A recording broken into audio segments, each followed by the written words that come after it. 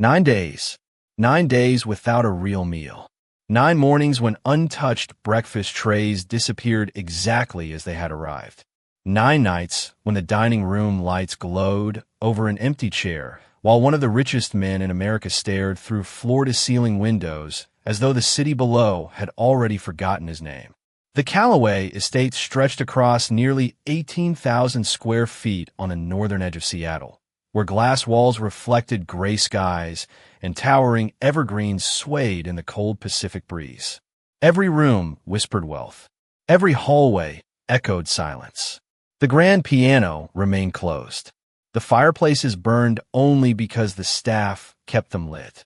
Even the antique grandfather clock seemed reluctant to interrupt the stillness, its steady ticking sounding less like time passing and more like a heartbeat refusing to give up.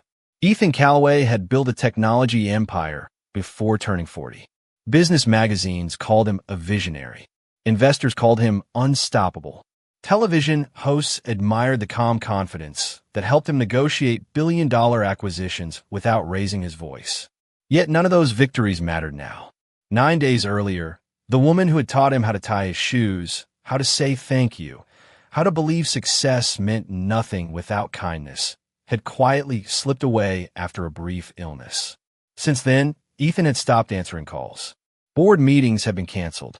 Private jets remained inside their hangars. His executive team waited nervously for instructions that never came. Doctors visited. Nutritionists offered carefully prepared meals. Award-winning chefs flew in from New York, Chicago, and Los Angeles, each convinced that extraordinary food could awaken an appetite buried beneath grief. Every plate returned untouched. Every recipe failed.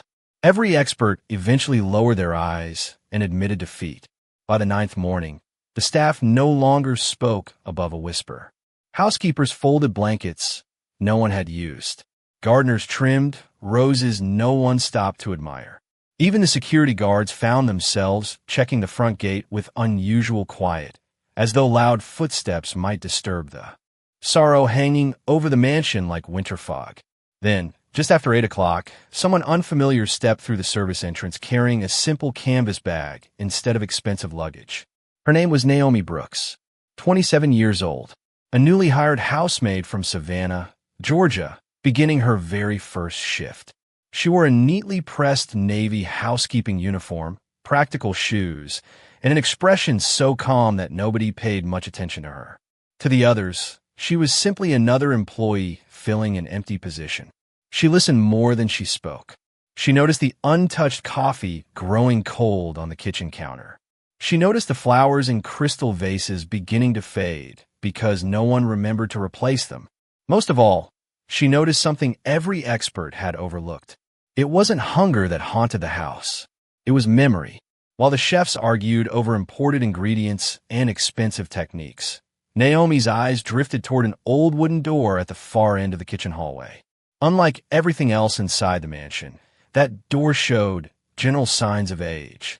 The brass handle had been polished by decades of familiar hands.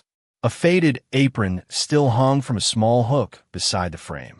One of the older housekeepers caught Naomi looking and quietly murmured, almost as if speaking too loudly would wake someone sleeping inside. No one goes in there anymore. That was Mrs. Callaway's kitchen. Mr. Ethan locked it himself the day she passed away. Naomi didn't answer. She simply looked at the worn apron a little longer. And for reasons she couldn't yet explain, she had the unmistakable feeling that whatever had been lost inside this house had never truly left that room. Naomi spent the rest of her first morning doing exactly what everyone expected from a new housemaid. She dusted polished shelves lined with awards that no longer impressed anyone. She straightened throw pillows in living rooms that had not welcomed guests in over a week. She folded fresh towels in bathrooms larger than the apartment where she had grown up with her grandmother outside Savannah.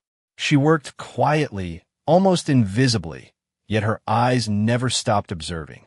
She noticed how every member of the household carried grief differently. The butler walked more slowly than usual, as if each step respected the silence. The gardener clipped roses with mechanical precision, but never hummed the old country songs the kitchen staff said he loved. Even the executive assistant, who arrived every morning hoping Mr. Calloway might finally sign urgent documents, always left with the same unopened leather folder pressed tightly against his chest. The mansion looked perfect from the outside, but inside it felt like a beautiful clock that had stopped moving. Around noon, Naomi was asked to organize several storage cabinets beside the main pantry. The pantry itself looked like something from a luxury culinary magazine. Shelves stretched from floor to ceiling, filled with imported olive oils, handcrafted pasta, rare spices, and enough premium ingredients to supply a fine restaurant for weeks. Yet nearly everything remained untouched. The refrigerator held carefully labeled meals prepared by celebrated chefs, each container marked with the date and heating instructions. Every meal had been returned unopened. Naomi gently lifted one container after another, placing them in neat rows while quietly wondering how food prepared with such skill could carry so little comfort. As she finished, an elderly woman entered the pantry carrying a basket of fresh linens. Her silver hair was tied into a careful bun, and decades of service had softened every movement she made. Her name was Margaret Collins, the senior housekeeper who had worked for the Calloway family for almost 30 years. She studied Naomi for a moment before offering a tired smile. "You're settling in well," she said softly. Naomi thanked her and hesitated before asking the question that had lingered in her thoughts all morning. Was Mrs. Calloway the one who loved cooking? Margaret's expression changed immediately. The sadness in her eyes deepened, but so did a warmth that had been missing from every conversation inside the mansion. "Loved it," she whispered with a gentle laugh. She believed every problem in life deserved a warm meal before it deserved an argument. Margaret placed the basket on the counter and rested one hand against its woven edge as memories slowly returned. She described Sunday afternoons when neighbors wandered into the kitchen without knocking because they already knew something wonderful would be simmering on the stove. She spoke about Thanksgiving dinners where executives sat beside delivery drivers because Mrs. Calloway insisted that gratitude never cared about job titles. She smiled while remembering how young Ethan used to sneak pieces of warm cornbread before dinner, pretending nobody noticed the crumbs on his shirt. For the first time since arriving, Naomi heard laughter inside the house, quiet and brief, but real. Then the smile disappeared. Margaret lowered her voice until it was barely more than a breath. After the funeral, Mr. Calloway locked her kitchen himself. He told us nobody was ever to enter it again. He said if the room stayed exactly the way she left it, maybe it would still feel like she might walk back in. Naomi looked toward the hallway where the old wooden door waited in silence. She imagined recipes resting inside drawers, handwritten notes tucked between cookbooks, and a room that had once filled this enormous mansion with the simple sound of family. Without realizing it, she placed her hand over her heart. She was beginning to understand that the emptiness haunting Ethan Calloway had never been about food. It had always been about the place where love used to be served. That afternoon, rain drifted softly across the towering windows, turning the Seattle skyline into a watercolor of silver and gray. Ethan Calloway stood alone inside his private study, one hand resting against the cool glass, while the other remained buried in the pocket of his charcoal sweater. The room overlooked Elliott Bay, where ferries continued crossing the water with quiet determination, carrying strangers whose lives had never intersected with his. Once, he would have admired that view while discussing acquisitions worth hundreds of millions of dollars. Today, he barely noticed it. His phone vibrated every few minutes across the mahogany desk. Board members wanted answers. Investors wanted reassurance. Financial reporters wanted statements. One by one, the notifications illuminated the screen before fading back into darkness. He never reached for it. On another corner of the desk rested a framed photograph that had become the only thing he truly looked at anymore. It showed a much younger Ethan standing beside his mother in a flower-covered kitchen. She wore a faded blue apron, laughing as he held up a lopsided pie that looked more enthusiastic than edible. Neither of them had noticed the camera. That had always been his favorite picture because it captured something money could never purchase. Peace. before billion-dollar companies, before magazine covers, before private jets and security teams. There had simply been a mother teaching her son that recipes were never really about ingredients. They were about remembering the people who shared the table. A gentle knock interrupted the silence. Thomas Reed, the estate's longtime butler, stepped inside carrying another untouched lunch tray. Fresh vegetable soup, warm bread, herba altea. He placed everything carefully on a side table without expecting it to be touched. "Sir," he said with respectful hesitation, "Dr. Harris called again this morning. He asked if you might consider another visit." Ethan kept his eyes on the photograph. "Tell him I appreciate his concern." Thomas waited, hoping there would be more. There never was. He quietly nodded and turned toward the door before pausing one last time. "Your mother always said that even grief needs strength." Ethan closed his eyes for a brief moment. That is exactly something she would say. His voice was calm, but it carried the exhaustion of someone who had been speaking to memories more often than living people. After Thomas left, the room became silent once again. Ethan slowly walked toward the tray and rested his fingertips against the warm bowl. Steam curled gently into the air before disappearing. He wanted to eat. His body reminded him every hour that it needed nourishment. Yet every bite felt like betrayal, as though accepting another meal meant accepting a future where his mother no longer existed. He pulled his hand away and returned to the window. Downstairs, Naomi quietly polished the banister leading toward the second floor. She happened to glance upward just as Ethan crossed the hallway outside his study. Their eyes met for only a second. He looked tired beyond words, not like the powerful executive whose face appeared on business magazines, but like a son carrying something far heavier than success had ever demanded. He gave a polite nod before continuing toward his room. Naomi watched until he disappeared around the corner. There had been no anger in his face, no arrogance, only a loneliness so profound that it seemed to fill every hallway of the mansion. Later that evening, while placing freshly folded towels inside a linen closet, Naomi noticed a small cookbook tucked between stacks of old tablecloths. Its worn leather cover carried faint flour stains and a handwritten label in elegant cursive. Elizabeth Calloway, Family Favorites. Naomi carefully lifted the book into her hands. A thin ribbon slipped from between its pages and drifted silently onto the polished hardwood floor. Attached to it was a small recipe card written in the same graceful handwriting. At the very top, above a list of simple ingredients, one sentence stood alone. "For Ethan, whenever life becomes too heavy to carry alone." Naomi remained frozen for several seconds, the small recipe card resting gently in her hands as though it had been waiting years for someone to find it. The handwriting felt strangely personal, elegant but imperfect, with tiny flour smudges pressed into the corners of the paper. She could almost picture Elizabeth Calloway leaning against the kitchen counter, smiling as she hurriedly scribbled down another adjustment before dinner. Beneath the note addressed to Ethan was a simple recipe for chicken and rice soup, the kind of meal that would never appear in a luxury restaurant or earn applause from celebrity chefs.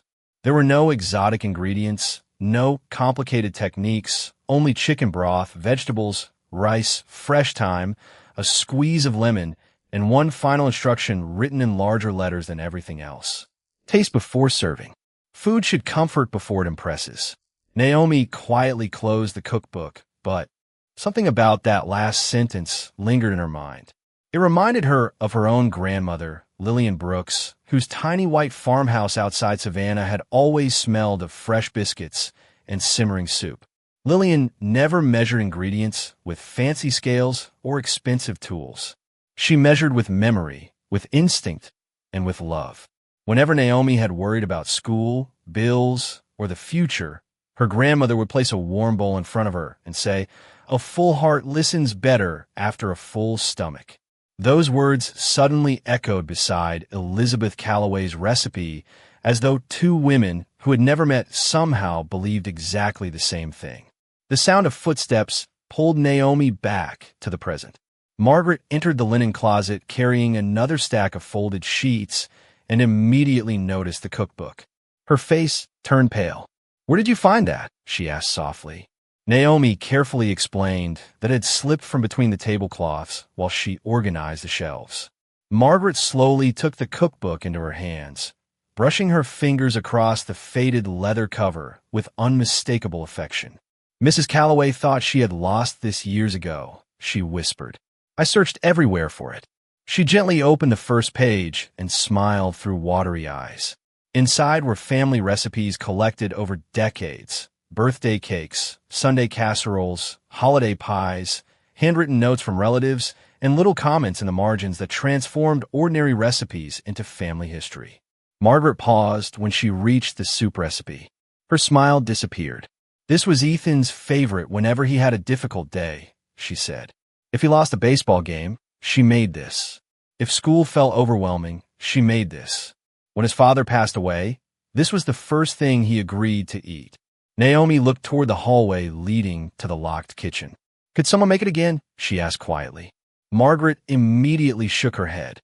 "Nobody has touched that kitchen since the funeral. Mr. Calloway made us promise. He said nothing inside should ever change." The older woman's voice carried respect rather than fear, but Naomi sensed something else. Beneath it, regret. As evening settled outside, warm lights illuminated the mansion while another untouched dinner tray was quietly carried away from Ethan's room. Naomi stood alone near the pantry, unable to stop thinking about the recipe card folded carefully inside her apron pocket. She was not a chef. She had not come here expecting to change anyone's life. She had only hoped to earn an honest paycheck and begin a new chapter. Yet every instinct she possessed told her that the answer everyone had been searching for was not hidden inside expensive ingredients or medical advice. It had been waiting all along inside a forgotten cookbook written by a mother who understood her son better than anyone else ever could. Naomi slowly looked toward the old wooden door at the end of the hallway, where the silent kitchen remained locked behind years of love that had suddenly become memory. And for the first time since arriving at the estate, she quietly wondered whether respecting the past sometimes meant finding the courage to open the door that everyone else had been too afraid to touch. The next morning arrived, wrapped in low clouds and steady rain, leaving tiny droplets clinging to every window of the Calloway estate. The mansion stirred awake with the same careful routine that had repeated itself for more than a week, but nothing truly felt alive. Breakfast was prepared. Coffee was brewed. Newspapers were placed neatly outside Ethan's study. By 8 o'clock, everything remained exactly where it had been left. Naomi quietly folded the recipe card once more before slipping it into the pocket of her apron. She had spent most of the night thinking about the words Elizabeth Calloway had written. Food should comfort before it impresses. The sentence refused to leave her mind. During a short break, she found Margaret arranging fresh flowers in the sunroom. Naomi hesitated before speaking. "May I ask you something?" Margaret looked up with gentle curiosity. "Of course." Naomi lowered her voice. "Does anyone still have the key to Mrs. Calloway's kitchen?" The older woman's hands stopped moving. For a long moment, only the soft sound of rain tapping against the glass filled the room. "Thomas has it," Margaret finally answered. "Mr. Calloway asked him to keep it safe." Naomi nodded slowly, saying nothing more. A few minutes later, she found the butler reviewing delivery invoices near the front entrance. Thomas greeted her politely, surprised that the new housemaid had sought him out. Naomi spoke with calm sincerity. "I know I am new here, and I understand the rules, but I believe there may be something inside that kitchen that everyone else has overlooked." Thomas studied her expression carefully. There was no arrogance in her voice, no reckless confidence, only quiet conviction. He sighed softly. Many people have wanted to help Mr. Calloway. Every one of them believed they had the answer. Naomi gently removed the folded recipe card from her pocket and handed it to him. Thomas adjusted his glasses before reading the handwritten note. His eyes lingered on Elizabeth's familiar handwriting, and for the first time in days, the reserved butler looked visibly shaken. He slowly folded the card again and whispered, almost to himself, "I remember the day she wrote this." He remained silent for another moment before reaching into the inside pocket of his jacket. A small brass key rested in his palm. It looked ordinary, yet it seemed heavier than anything Naomi had ever held. "If I give you this," Thomas said carefully, "you must promise me one thing." Naomi nodded. "You're not trying to replace Mrs. Calloway. No one ever could." "I understand," Naomi answered. "Then remember why you are opening that door." She accepted the key with both hands, treating it with the respect one might give a family heirloom. Together they walked quietly down the long hallway until they stood before the old wooden door. Time itself seemed to slow. Naomi slipped the key into the lock. The mechanism resisted for a brief second before turning with a gentle click that echoed through the silent corridor. She slowly pushed the door open. Warm morning light streamed through lace curtains that had remained undisturbed for days.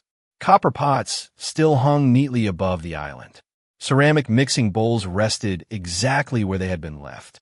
A faded blue apron hung beside the stove, and a small vase holding dried lavender still stood beside the kitchen sink. It did not feel abandoned. It felt as though someone had simply stepped outside and might return at any moment. Naomi walked carefully across the hardwood floor, almost afraid to disturb the peace that filled the room. Every shelf reflected Elizabeth's thoughtful nature. Labels had been written by hand. Favorite spices sat within easy reach. A wooden spoon rested inside a crock beside the stove, its handle worn smooth by years of loving use. Naomi closed her eyes for a brief moment, took a slow breath, and quietly gathered the simple ingredients listed on the recipe card. She was not preparing an extraordinary meal. She was preparing a memory, hoping that somewhere between the gentle simmer of broth and the familiar scent of fresh thyme, one grieving son might finally remember that love was never lost. It only waited to be recognized again. The rich aroma began spreading through the mansion long before anyone saw the pot resting quietly on the stove. It drifted down polished hallways, curled around the grand staircase, and slipped beneath closed doors with a familiarity that seemed almost impossible. Housekeepers paused in the middle of folding laundry. Gardeners returning through the side entrance stopped without realizing why. Even Thomas, who had spent 3 decades inside the Calloway estate, slowly closed his eyes as the scent reached him. For one impossible moment, the mansion no longer felt like a place trapped in grief. It felt like a home preparing for dinner. Naomi stood beside the stove with calm concentration, gently stirring the soup exactly as the recipe instructed. She tasted the broth, added a small pinch of salt, squeezed fresh lemon into the pot, then tasted it once more. Her grandmother had always insisted that recipes were conversations rather than instructions. Elizabeth Calloway's handwritten note had carried the same quiet wisdom. Food should comfort before it impresses. Naomi smiled softly, realizing that although the two women had lived hundreds of miles apart and had never known each other, they had both believed the same simple truth. Margaret quietly stepped into the kitchen, her eyes immediately filling with emotion. She looked around the room as though she expected Elizabeth herself to walk through the doorway, wearing the faded blue apron still hanging beside the stove. Instead, she found Naomi carefully ladling the finished soup into a plain white ceramic bowl. There were no decorative garnishes, no expensive presentation, only warmth rising gently into the air. "It smells exactly the same," Margaret whispered, almost unable to believe her own words. Thomas entered moments later, following the unmistakable aroma. He looked at the bowl, then toward Naomi with a mixture of hope and concern. "If this goes badly," he said quietly, "Mr. Calloway may ask all of us why the kitchen was opened." Naomi nodded. "I know. You could lose this job on your second day." She answered with remarkable calm. "If doing nothing means he keeps fading away, then I can accept that risk." Neither Thomas nor Margaret spoke again. They simply exchanged a silent glance before stepping aside. Naomi lifted the warm bowl with steady hands and began walking toward the second floor. Every step along the staircase seemed louder than usual, not because of noise, but because of what the moment carried. At the end of the hallway, Ethan's study door remained slightly open. He stood once again beside the window, overlooking the rain-covered city, unaware that the familiar scent had already reached him several moments earlier. He frowned almost imperceptibly. Something deep inside his memory had awakened before his mind could understand why. Naomi stopped outside the doorway and knocked gently. Ethan turned without speaking. His eyes settled first on the unfamiliar housemaid, then on the simple white bowl resting in her hands. His expression remained reserved. "I did not ask for lunch," he said politely, though his voice carried little energy. Naomi took one respectful step forward. "No, sir, you did not." She placed the bowl carefully on a nearby table, without moving any closer. Steam rose slowly between them. Ethan's attention shifted almost immediately toward the fragrance filling the room. His breathing changed ever so slightly. The guarded look in his eyes gave way to quiet confusion. He looked at the bowl again, then back at Naomi. "Where did you get that recipe?" he asked, his voice lower than before. Naomi did not rush to answer. "I found something your mother wanted you to have whenever life became too heavy to carry alone." The room fell completely silent. Ethan stared at the bowl as though time itself had paused. His eyes never left the rising steam, and for the first time since losing his mother, the wall he had built around his grief showed the smallest, almost invisible crack. For several long seconds, neither of them moved. The steam continued to rise from the bowl, carrying with it a fragrance that belonged to another season of Ethan's life, one untouched by board meetings, quarterly earnings, or headlines celebrating his success. It was the scent of rainy afternoons when his mother would call him into the kitchen after school, smiling before he even reached the table because she already knew exactly how hungry he would be. Ethan slowly stepped closer. His eyes remained fixed on the soup, as though he feared it might disappear if he blinked. Then, with hands that were noticeably less steady than they had once been, he reached for the spoon resting beside the bowl. Naomi stood quietly near the doorway, without speaking. She understood that this moment no longer belonged to her. It belonged to a son and the memories waiting patiently inside his heart. Ethan lifted a single spoonful and paused before tasting it. The familiar aroma filled his senses first, followed by the warmth of fresh thyme and lemon. He closed his eyes and finally took one careful bite. Nothing extraordinary happened. The room did not change. Time did not stop. Yet something far more powerful unfolded inside him. In an instant, he was no longer standing inside a modern mansion overlooking Seattle. He was 10 years old again, sitting at a wooden kitchen table while rain tapped gently against the windows. His mother hummed softly as she stirred a pot on the stove. She turned with the same warm smile that had always made every difficult day seem smaller. "Tell me what happened," she would say before he spoke a single word, somehow already knowing when his heart was heavy. The memory arrived with such clarity that Ethan quietly lowered the spoon and covered his eyes for a brief moment. His shoulders rose with one slow breath before settling again. When he finally looked up, his voice was almost a whisper. "It tastes exactly like hers." Naomi smiled gently. The recipe was hers. The kindness behind it was yours to remember. Ethan looked at her with quiet confusion. "Mine." Naomi nodded. "Your mother did not write instructions for making perfect soup. She wrote instructions for taking care of someone she loved. That is what you recognized." Ethan glanced back toward the bowl. For days he had believed that eating meant leaving his mother behind. Now, for the first time, another thought entered his mind. Perhaps accepting the meal did not erase her presence. Perhaps it honored everything she had spent a lifetime teaching him. He lifted the spoon again and took another bite. Then another. The warmth spread through him slowly, reaching places that had felt empty since the funeral. Outside the study, Thomas and Margaret waited quietly in the hallway, neither daring to interrupt. When they saw Ethan continue eating, Margaret pressed both hands gently against her mouth, her eyes filling with grateful tears. Thomas looked down the hallway for a moment before smiling to himself, a rare expression that had not appeared on his face in many days. Inside the room, Ethan finally placed the spoon beside the bowl after finishing every last drop. He sat in silence, staring at the empty dish as though it held answers he had been searching for since his world had changed. After a long pause, he looked toward Naomi again. "You did not just cook lunch," he said softly.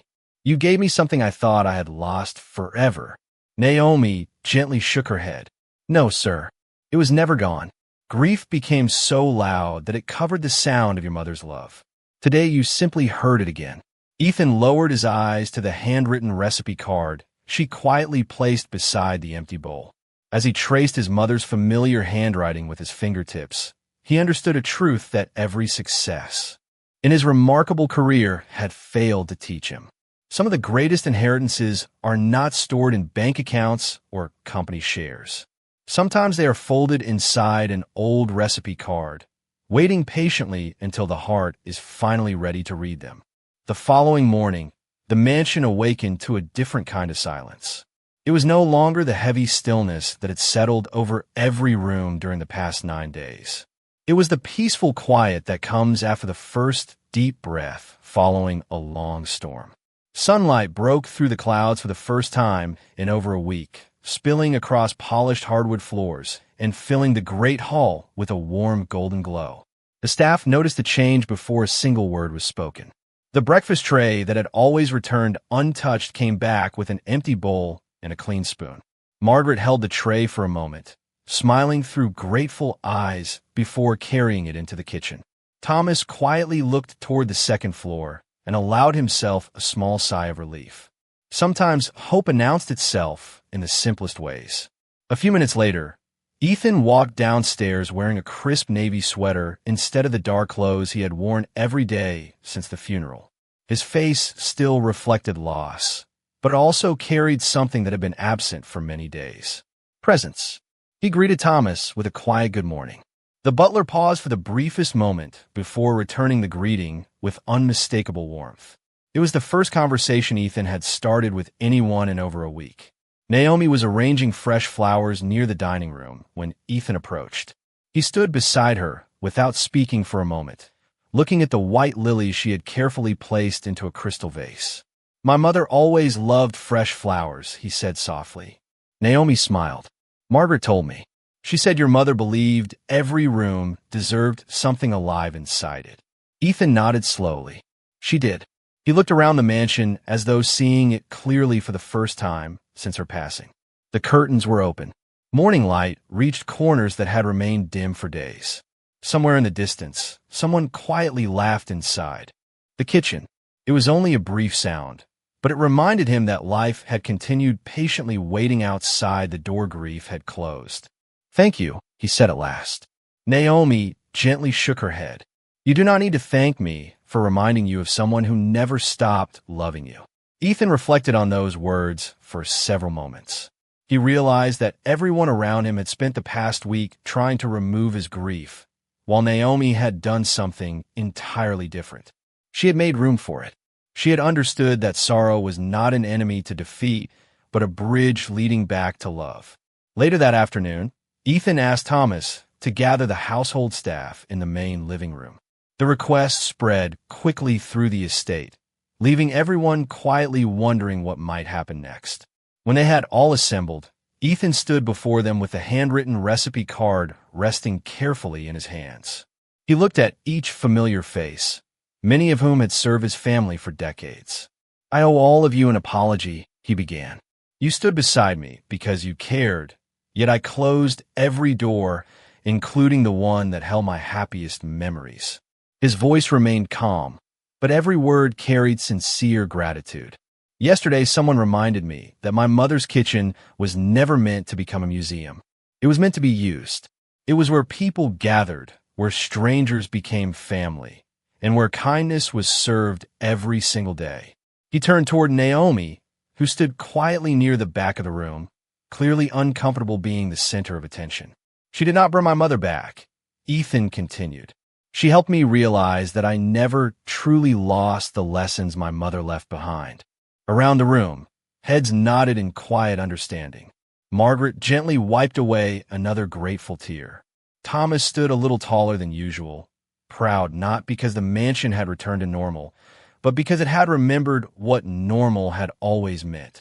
As sunlight filled the room, the Calloway estate no longer felt like a monument to loss. It felt once again like the home Elizabeth Calloway had spent a lifetime creating, a place where kindness traveled farther than wealth and where even the smallest act of compassion could begin healing a heart that had almost forgotten how to hope. Weeks passed, and little by little, life returned to the Calloway estate in ways no financial report could ever measure. Morning conversations replaced whispered footsteps. The dining room was used again, not because anyone had been instructed to gather there, but because people naturally drifted toward the warmth that had quietly returned to the house. The old kitchen was no longer locked. Every afternoon, its windows stood open just enough to let the scent of fresh herbs and homemade bread mingle with the cool Seattle air. Ethan visited that room often, not to escape the future, but to remain connected to the values that had shaped him long before success ever found him. Sometimes he prepared simple meals himself, following his mother's handwritten recipes with a care that had nothing to do with perfection and everything to do with gratitude. Naomi never asked for recognition. She continued performing her daily responsibilities with the same quiet humility she had shown on her first morning. She treated every member of the household with equal kindness, whether they managed the estate or maintained the gardens. That consistency impressed Ethan more than any extraordinary achievement could have. One afternoon, he invited Naomi into his study, the same room where untouched meal trays had once gathered dust. This time the windows were open, sunlight filled the space, and a fresh pot of tea rested on the table between them. Ethan placed Elizabeth's cookbook beside the recipe card and smiled gently. "My mother believed recipes were meant to be shared," he said. "I think she would be disappointed if this book stayed hidden on a shelf again." Naomi looked at the worn pages with quiet respect. She left more than recipes behind. Ethan nodded. She left a way to care for people. He then unfolded a set of documents waiting neatly on his desk. During the past several weeks, he had worked with his legal team to establish the Elizabeth Calloway Family Table Foundation, a charitable organization dedicated to supporting community kitchens, family meal programs, and culinary scholarships for young people from hardworking families who dreamed of serving others through food. He looked at Naomi with sincere appreciation. "I would like you to help lead it." Naomi's eyes widened with surprise. "Me?" Ethan smiled. "You reminded me that leadership is not measured by the size of a company. It is measured by the number of lives you help heal. I know technology. You understand something even more important. You understand people." Naomi remained silent for a moment before quietly accepting, not because of the title, but because she recognized the purpose behind it. Months later, the foundation opened its first neighborhood kitchen in Seattle. Above the entrance hung a simple wooden sign engraved with words taken directly from Elizabeth's handwritten recipe card. Food should comfort before it impresses. Families gathered there every evening. Children completed homework while volunteers prepared dinner. Elderly neighbors shared stories with young parents. Strangers slowly became friends around tables that welcomed everyone without asking about income, background, or social status. On the first anniversary of Elizabeth Calloway's passing, Ethan returned to the old kitchen with Naomi, Margaret, Thomas, and the entire household staff. Together, they prepared the same simple chicken and rice soup that had changed everything. Before anyone began eating, Ethan quietly raised his bowl and looked around the table filled with familiar faces. "My mother taught me that wealth can build houses," he said softly. "But kindness is what makes them homes." No one hurried to answer. They simply smiled and shared the meal together, understanding that the greatest inheritance Elizabeth had left behind had never been found inside a will or a bank account.